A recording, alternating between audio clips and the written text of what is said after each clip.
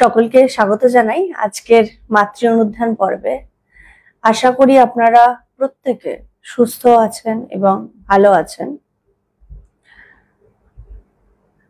আলোচনা শুরু করবার পূর্বে আমার গুরু ভগবানের চরণে জানাই শতকোটি প্রণাম। আজকে আমি আলোচনা করব শ্রী শ্রী মায়ের পদপ্রান্তে থেকে শ্রী শ্রী মাতা ঠাকুরানী মনমোহন মিত্র।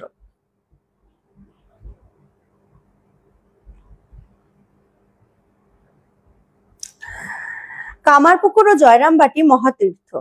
কামারপুকুর ও জয়রামবাটি বাসীর দর্শন লাভ পরম সৌভাগ্যের বিষয়। ঠাকুরের কাছে নিত্য জীবটিপ ছিল না। তিনি বুঝিতেন পতিত জীব অজ্ঞান জীব, মায়ান্ধ জীব। যদি একবার তিনি ঘুণাক্ষরেও বুঝিতে পারিতেন যে ইহারা ভগবানকে আশ্রয় করিতে চায়, তাহা হইলে তাহার কৃপার অফুরন্ত ভাণ্ডার আপনি উন্মুক্ত হইয়া যাইত।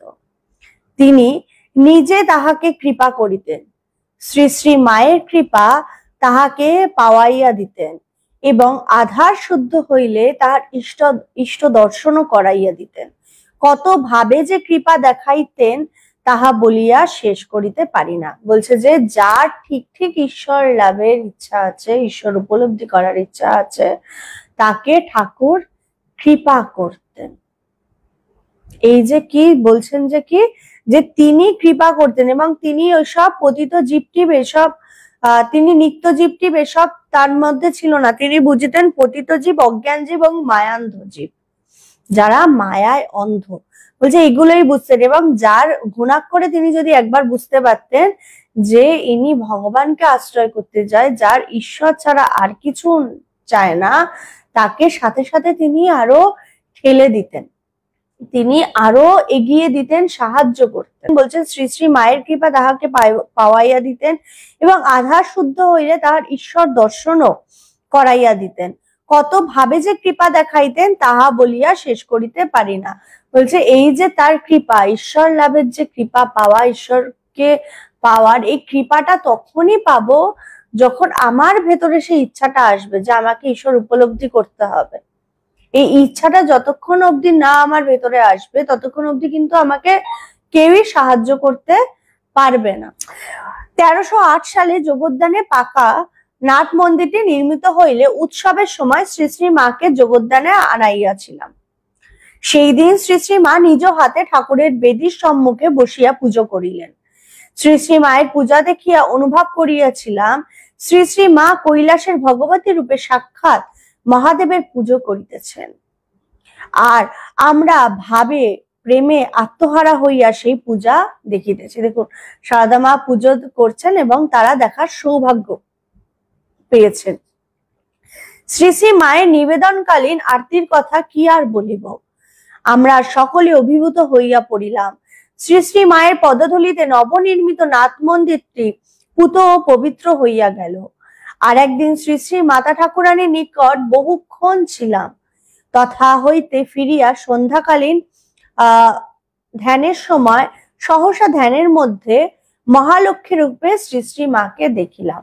দেখুন, মায়ের চিন্তায় তিনি তার মনটাকে কতটা ডুবিয়ে রেখেছিলেন এবং তার কতটা সৌভাগ্য হয়েছিল যে তিনি মায়ের সাথে সারাক্ষণ নিকটে থাকার সৌভাগ্য পেয়েছিলেন। এবং যখন তিনি ধ্যান করতে বসছেন তাই জন্য মাকে তিনি মহালক্ষ্মী রূপে দর্শন করছেন। কতটা সরল ছিলেন তিনি, তার কতটা চিত্ত শুদ্ধ ছিল যার জন্য এরকম দর্শন হয়েছিল। দেখিলাম একখানি রত্ন সিংহাসনের উপর শ্রী শ্রী মা বসিয়া আছেন। মায়ের দুপাশে দুজন কিশোরী চামর দুলাইতেছে। সিংহাসন খানির তলদেশে দুইটি হস্তি সুর উত্তোলন করিয়া রহিয়াছে। মায়ের মাথায় স্বর্ণ খচিত মুকুট, দেহ নানাবিধ অলঙ্কারে সুসজ্জিত।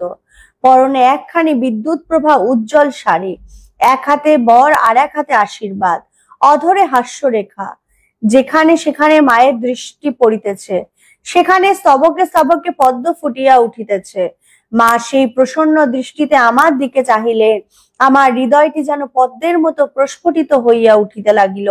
তাহার পরের কথা আমার জানা নেই। মানে তার এগুলো সব অনুভব হচ্ছে, তার অনুভবের মধ্যে এগুলো সব দর্শন হচ্ছে তার, তিনি এগুলো সব দর্শন করছেন। দেখুন, মাকে তিনি এইভাবে দর্শন করছেন। এইখানেই তারপরে আর তার জানা নেই, আমার মনে হয় তারপরেই তিনি জ্ঞান হারিয়েছিলেন মাকে এইভাবে দর্শন করার পরে। উদ্বোধন কার্যালয় থেকে 1351 সালে প্রকাশিত ভক্ত মনমোহন গ্রন্থে সন্নিবেষ্টিত মনমোহন মিত্র সম্পর্কে স্মৃতিকথা থেকে সংগৃহীত এই জায়গাটি। আজকে আলোচনা এখানেই শেষ করছি। প্রত্যেকে সুস্থ থাকবেন, ভালো থাকবেন। জয় ভগবান।